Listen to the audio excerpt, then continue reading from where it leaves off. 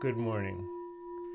So today's video is brought to you by potatoes. So I'll explain what I mean by this. So this video is essentially about something that is known as refeeding syndrome. And so what it is, it's like if you eat a certain way. So like, for example, my diet is so clean on a raw vegan diet, and eating very small amounts. The way that I eat is what most people would call a cleanse, like a serious cleanse, where it's like you're just eating fruit. And as a fruitarian, it's like, to me, this is just normal. But for other people, it's just like, okay, anyways, so the point is the body is the body, any way that you look at it. And it is possible to, so if you say in the example of somebody who does a cleanse, say a juice cleanse or a fruit cleanse, or is doing some kind of fasting, prolonged fasting, more than 24 hours or whatever, and then the body goes into a different state of being. And then it is, I suppose it becomes very sensitive, right? Because it is, and it certainly, so like, if you can't just, it becomes more sensitive and delicate, sort of, not fragile, but you have to, it's a little less robust. And I will get to the examples for this, but it's like, if you then start eating heavy foods too much, too fast, it can cause a reaction, because the cells in your body, they're all of a sudden, there's all of these nutrients that are available. I think it's something to do with like potassium and magnesium and like different things. And then, you can have like a very serious, we'll say like negative reaction, where your body, it responds very not well. Like for myself, I've experienced this multiple times because of all of the experimentation that I've done with diet.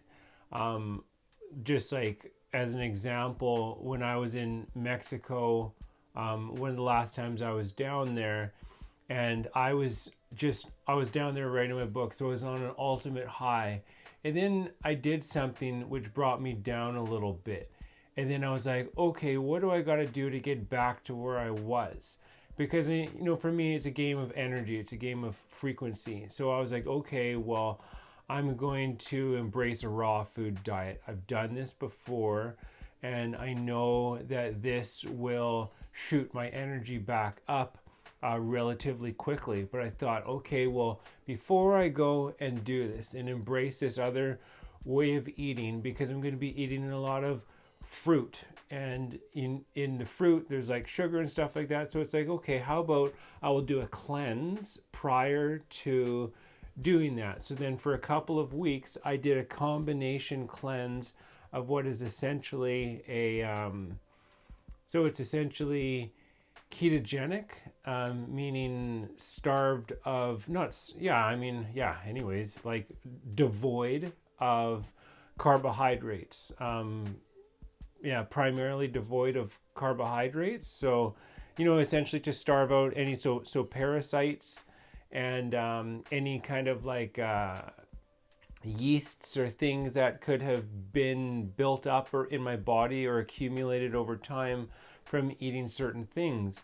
So this is the thing. It's like an anti-candida diet. It's a parasite cleanse and just an overall cleanse. And so, I'm taking in lots of ginger and garlic, fresh things like that, and making these teas out of lots of herbs and spices and things. And I'm going through this process of cleansing my body, trying to like rid it of anything that doesn't really, that might have accumulated over time and doesn't exactly need to be there, at least present in the amounts that it could be prior to going on this thing. And so I do this for a couple of weeks, and I reach a point where I'm like, okay, that is enough. And I'm in this place. I rented a place down by the ocean. I'm in La Paz, in the Baja, in southern Baja of Mexico. And I move into this place, and then there was the people who I was renting it off of. It was an Airbnb. They left some beer in the fridge, and this was like a gift for me. And so I was like, okay, I'm going to celebrate my the end of my cleanse and the beginning of my jumping over to a raw food diet. And I tell you, I had a couple beers that night, and I woke up the next day like just knocked out. Like I was in a haze. I spent the next couple weeks, at least the next couple weeks, just in an absolute haze. Just like, what on earth? And I would get up every single morning and just be like, feel like I was high, stoned, just like, and all that I could do, I couldn't write in my book. So it was very the opposite of what I was intending to do. And I ended up, all that I could do was watch movies and play my handpan. I could smoke weed because, I was just incapacitated. So it's like, well, I might as well, and like try to eat healthy. And like, I didn't leave the house very much because I just had no energy. It affects you on a cellular level. So like, it was brutal. And I came to learn that this is what is known as refeeding syndrome. And like the only other time that I experienced something like this was back in my party days. I went to the big electronic music festival in British Columbia here in Canada called Shambhala. And I went there and I was partying, and so there's this stuff, it's called sassafras. So it's essentially, sassafras or saffron oil is the active chemical constituent ingredient that is in the drug known as MDA or MDMA. Which comes from like a certain tree, the mu-from tree, or like the Sassafras avidinium tree.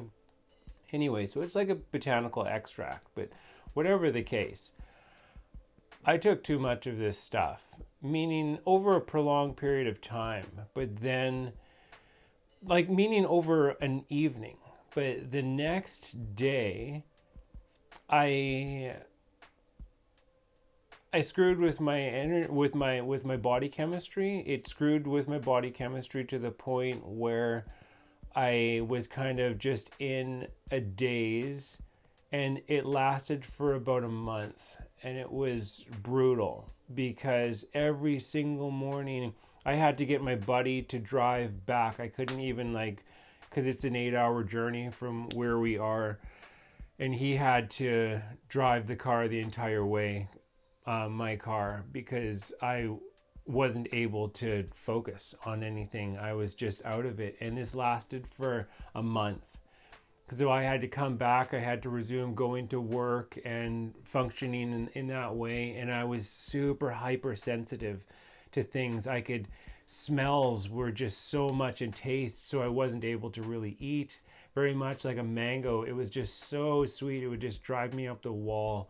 And like I worked in this apartment building, I was like, oh, I swear there's cooking meth in there. There's something it's making my brain go crazy. It was brutal.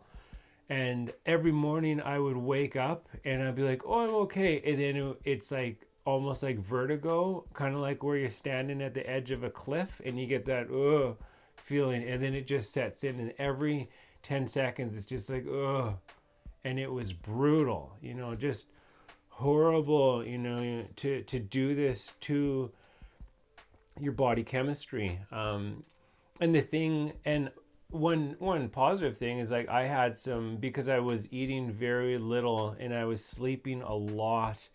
I was having some very profound dreams, and like I certainly, yeah, amazing things that I'll never forget. But and then the way that I came out of it was, one day I was growing mushrooms and selling mushrooms at the time, and somebody said, "Hey, do you have some mushrooms?" They're like, "Yeah, okay." I was like, "Yeah, they're gonna go." They're like, "Oh, you want to come?" I was like, "Oh, okay." And then went there and hanging out. They're like, "Why don't you have some?" I was like, "I can't. And I'm not in a good place. I just, came along to get out of the house because I've just been cooped up." And they're like, I was like, "Okay, you know what? Okay, I will try it." At this point, I'm desperate. I will do anything. And I did. I ate, like maybe a half a gram of mushrooms, which is a very small amount, and I snapped out of it.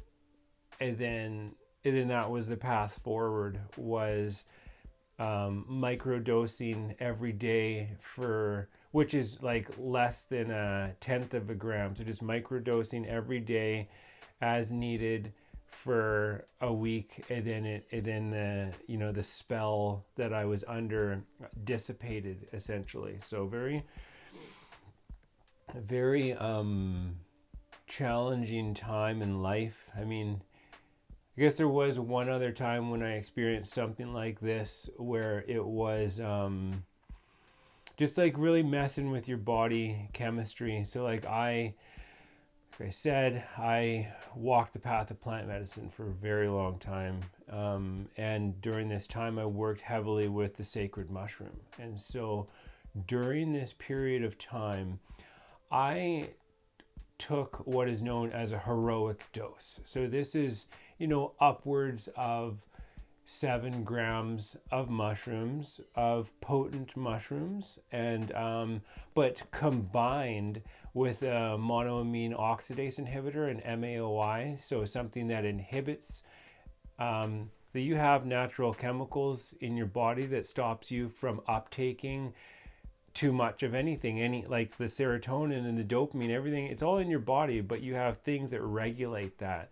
And they also prevent you from being poisoned by the cyanide in apple seeds and like a variety of other things. But there's a compound known as tyramine that is present in a variety of foods, such as overripe bananas or avocados or anything that is fermented, or certain protein rich foods. But it's in there. And that's why if you ever go to an ayahuasca retreat, or if you work with this medicine with an MAO that is very potent. So there's a difference between, like, St. John's wort is a mild, broad spectrum MAOI, and it makes the experience more full. It's like the difference between an old school tube TV and like a 4K 50-inch TV. It makes everything very vivid, way more real, way more pronounced, way more colorful. It really unlocks the potential of these medicines. It's why these compounds are used in partnership with them in a sort of a shamanic sense, or whatever, your practice, why ever you're doing this, if that's just to get high, right? But whatever the case. So, but then there's stronger ones like Syrian rue, or like the ayahuasca vine itself is an MAOI. It doesn't actually contain the DMT. The DMT is in another plant called the charcuna, but combined, this makes the drink known as ayahuasca, right? And so that vine, though, it's very super potent. So it unlocks things, and hence, like, you can just kind of think about the healing potential of something that awakens and unlocks and and activates and something, within us. And then, so like Syrian rue and purple passion flower. And so I had all of these things. Because I had a collection. As well as a collection of different types of mushrooms, right? So ones, it's just like with weed, there is like indicas and sativas. There's ones that, there's a scale of sort of ups and downs. And so I took a concoction of all of these things. But I did not observe the MAOI diet, not for long enough. I might have for like a couple of days, but it takes longer than that for all of the tyramine to leave your system.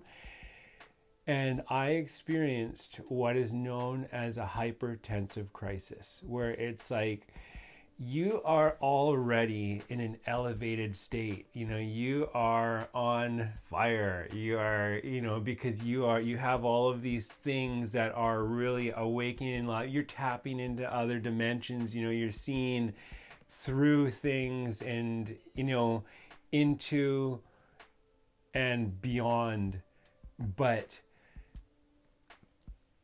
then you take something that's like awakened, but then because it also, there's this tyramine stuff, and then your body is all of a sudden vulnerable to being poisoned because it's hypersensitive. You made yourself hypersensitive, and then it's like it becomes aware of this tyramine stuff, and then it realizes it's being poisoned, and then it's like this is how I think that it works, right? But then it's like it releases adrenaline because to deal with that, because it thinks it's being poisoned. And so then you're in this state where you're just like you're elevated, and then you're like all of a sudden this adrenaline kicks in, and then you can't calm down, and then you realize that it's just like you're like freaking out about everything, meaning like, oh my god, that's so amazing, that's so amazing, that's so amazing, and you're just like, holy cow, what is going on? Why am I can't calm down? It's like everything that I see is just blowing my mind, and it's it's frightening because like it doesn't matter. You can't do anything to stop it. Maybe there is a way to counter that. I'm sure that there is some sort of a medicine or a technique, but I tried a lot of things and it took many hours to come down. Like, you're not going to die, but you feel like you're going to die. You get frustrated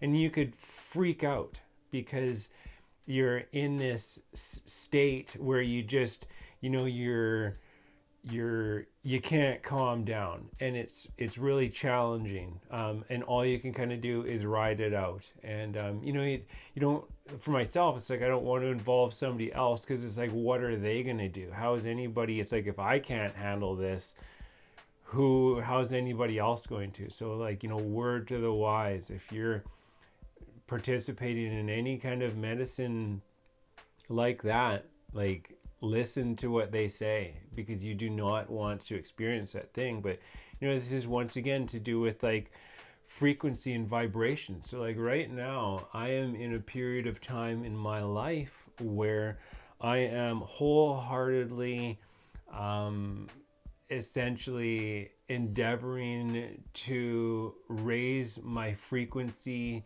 to a point where I'm able to access a wider range of information, because that's essentially how it works. Or in other words, as you raise your vibration, you become more sensitive. You're able to intake more of the information that is available so that you can process it. And that is how I'm able to write about the things that I do and come up with the things that I do, because I know how to raise my vibration through meditation, through yoga, through eating super clean, through exercise, through all of these things, right?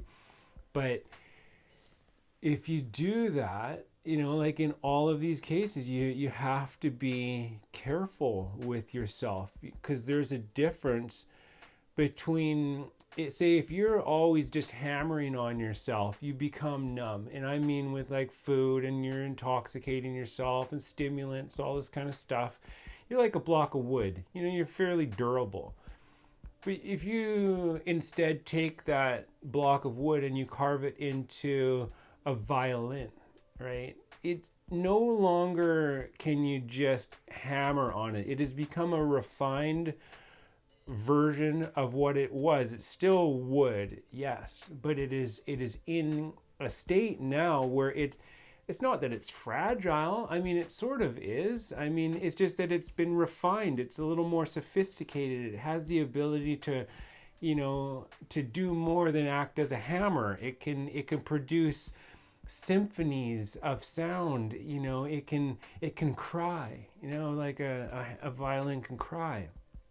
And so you can't treat it how you treated the block of wood. And so it's sort of like a one way, there's a direction to it. And when you go towards the violin, you can't then just behave as though it's a block of wood, or you will do damage to it because it's become a violin. You know what I mean? So it's just like, and this is why I would say, on certain diets and things like that, and certain, you're walking this path, it's like cheat days are not a good idea, because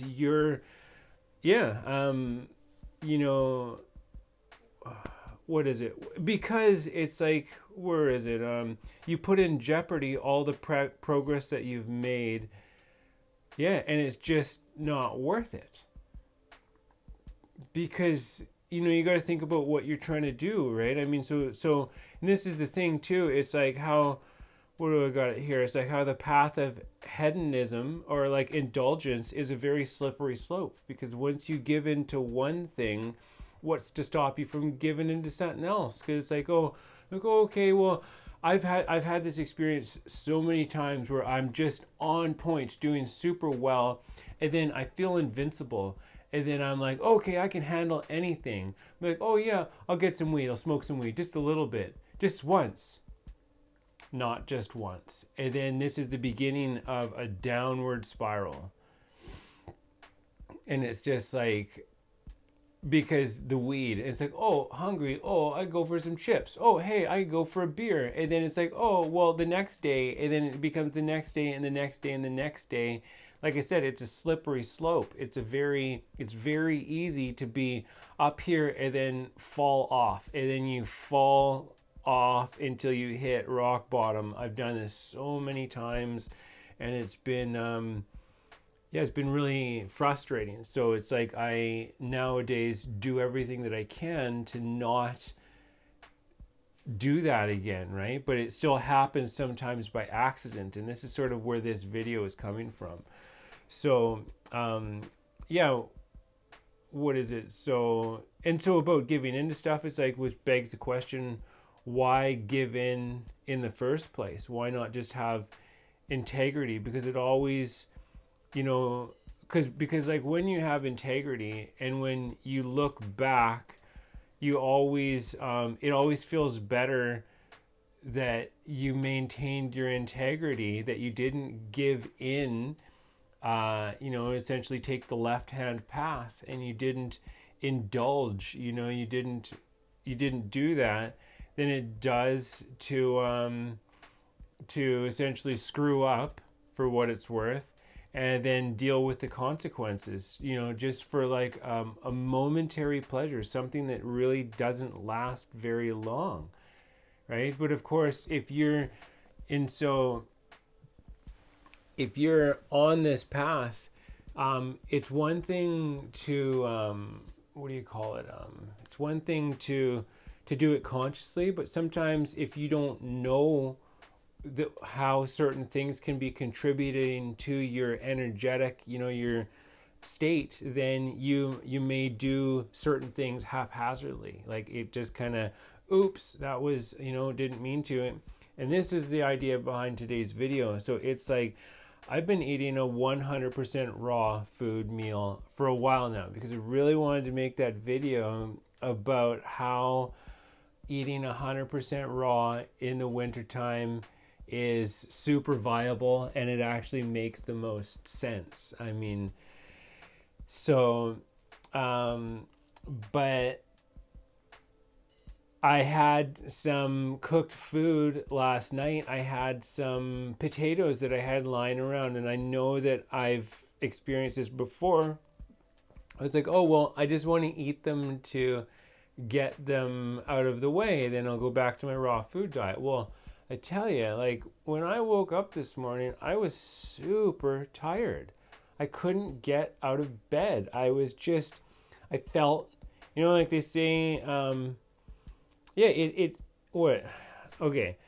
it's like, I think that the body can use those things. It's not like they're completely unusable by the human body. And if you're not playing this energy game, maybe it doesn't matter to you. If you do, if you introduce a lot of stimulants and heavy things is a part of your lifestyle, this kind of stuff doesn't matter. But it's a little bit different if you're playing this energy game. Right? I mean, like I am. I mean, I guess we all are, in a sense, but for what it's worth. And so it's like your body can use those things, but it zapped my energy. So it's not like it killed me, but holy cow, it's like, why do I all of a sudden feel like a ton of bricks hit me? And there's only one thing that I did different, was I ate a little bit of cooked food. Actually, it was, a handful of little fingerling potatoes that I steamed and ate with some greens from like this local place and a tomato. I mean, so it was a good balance of raw, sort of like potatoes in a salad. But they say you are what you eat. So you eat something, like when I eat cooked food, I feel cooked. I feel like a cooked food because there's just no vibrancy there anymore. I mean, but I think it depends. Some things have more of an effect of really lowering your energy. And so here's the thing, it's so like, root vegetables, I said this in another video, are in plant medicine. You have a mushroom ceremony or something like that, or peyote ceremony afterwards, after the ceremony, and then after when it is time, as a part of the refeeding process, it generally culminates with a root vegetable meal of some sort, because these have roots, so they're down, they are inherently negative energy, negative potential, and so they will lower your energy because you are essentially you're counteracting the effects of medicines, other things that bring you up. And so it is used, therefore, to bring you back down. And that is, that is textbook. And so, but then used in a, not in a medicinal sense, it's like, well, how are they going to have a different effect? They're going to bring you down. So it's a very grounding food. And if you need that, do it, I suppose, right? But it's like, if that's what I don't want that. And I have had this, it's frustrating because it's like, I like to sleep for 3 hours. I need my 8 hours a day I need to call the Canadian Intellectual Property Office this morning because I'm setting up a trademark and I have to, fill out these forms for starting a business and, like to choose my business name and all of this kind of stuff. It's just like, I have a busy life and I need every spare moment. I do not have time to just be lying in bed, feeling tired. Just be like, oh, I don't want to get out of bed. Like just feeling lethargic. I had to peel myself off the mattress this morning. But knowing kind of what was going on, I allowed myself a little bit of extra time, or quite a bit of extra time, to just not to fight it, right? It's like, okay, this happened, it's okay, and just like roll with it and be aware and make a video about it, right? And so there's also this thing about how there is the people of the Jain religion, they don't eat tubers because they're like vegans on like steroids, whereas like they'll wear like a mask so that you don't breathe in microscopic organisms. To me, this is taking things too far. I mean, but kudos for like taking it to the next level. And they won't eat tubers because you could hurt insects and things like that when you dig them up. And that kind of makes sense. And also because it's a vegetable, you have to essentially kill the plant in order to get food from it, whereas that isn't the case with, say, fruit. We have a symbiotic kind of relationship where it's like they give off oxygen, we give off carbon dioxide when we breathe in a cycle, and then they give off the fruit, and then we eat it, and then we poop out the seeds on the ground, and then it plants trees. So like that's a beautiful relationship. But it's different with plants that you have to harm the plant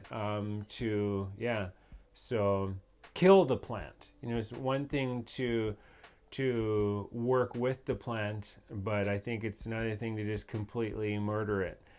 And so these are ideas, right? Because there's other ways of thinking about this too, because at the end of the day, how like a pot and a cup and a saucer, they're all clay. Everything is made of the same material essentially, but then all of a sudden we're on this like deeply spiritual level, and it's like, it's not where we're going right now. But yeah, and another thing that I experienced as a result of this little debacle that I find myself in is because I do a pretty intense calisthenics workout. I do it just a couple times a week, but and then I practice yoga multiple times a day, most of the time, at least once a day, but quite a bit, right? So I am very physically active. I taught a class last night, and I felt great, but then today I all of a sudden have this DOMS. So DOMS is an acronym for delayed onset of muscle soreness. And it's weird how you can do exercises and then days later, all of a sudden, then it hurts. And to me, it's like I've noticed for myself that this is related to diet. Whereas when I'm eating a raw food diet, I don't experience soreness. It's just my body just keeps going, and I feel great because I go to the gym. I don't push myself too hard, right? But I mean, yeah, but all of a sudden then it just catches up with you because your body, it's like my body shifts mode, and it's like, okay, well, we got to deal with this stuff right now. You can even tell, I can tell by the way that I'm speaking, I feel like, for what it's worth, high. I can feel it in my eyes. My eyes aren't completely open because I'm drowsy as a result of eating potatoes. It's so funny that something as simple as that. And so guess what I'm doing, because I know a little something about energy. In order to counteract this, I introduce something else that I have completely given up, and that's coffee. Because I need to wake up this morning, and I'm done drinking coffee. Like, I don't do it anymore. It's very rare. I turn them down now. I say no, and I don't make it. But as medicine, like, to be used once in a blue moon to counteract the negative effects of something that you may have done to yourself. I used to use coffee to counteract the effects of marijuana as well. And it's by the same token, marijuana can be used, and alcohol. All of these things are medicine. They can be used if they're used in a medicinal context. Like marijuana, you know how it's like it brings you become forgetful. You forget about things, so it brings you into the present.